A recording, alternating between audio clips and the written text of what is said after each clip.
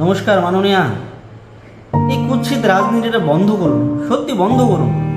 বাংলার মানুষকে নিয়ে, বাংলার যুব সমাজকে নিয়ে যে খেলা শুরু করেছেন না, তাদের কোমর ভেঙে দিয়েছেন, বন্ধ করুন সত্যি।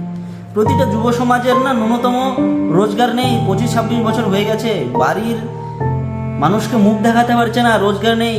কি করবে বাড়ির মানুষ, কি খাওয়াবে? দুটো খাবার তুলে নিজের পেটের খাবার জোগাড় করতে পারছে না। যারা চাকরি ছিল তাদের চাকরি গেল, আর যারা যোগ্য আছে তারা পাচ্ছে না।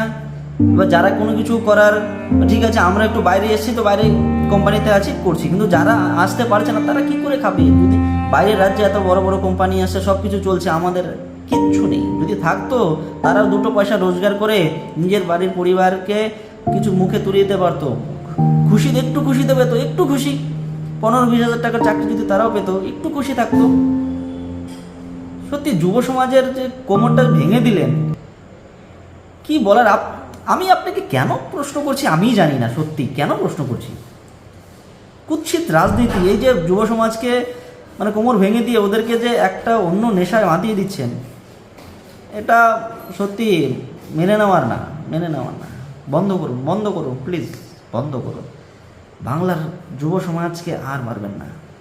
সব কেঁদে কেঁদে সব অবস্থা শেষ। এই যে দুর্গাপুজো এসছে, একটার হাতেও কানাকড়ি নেই, খবর তো আপনি নেবেন না। আপনি তো ক্লাবগুলোকে দিয়েছেন টাকা, হ্যাঁ, তারা তো উৎসাহ উজ্জ্বল করুন, কিন্তু যারা নিজের টাকায় খায়, রোজগার করে, তাদের গিয়ে দেখুন কি অবস্থা। তাদের মানে ঘর থেকে বেরোচ্ছে না। দুর্গাপুজো কিসের দুর্গাপুজো? কোনো অনুভূতি, উৎসাহ নেই। যেখানে পকেটে কিছু থাকলে তবে তো অনুভূতিটা আসে।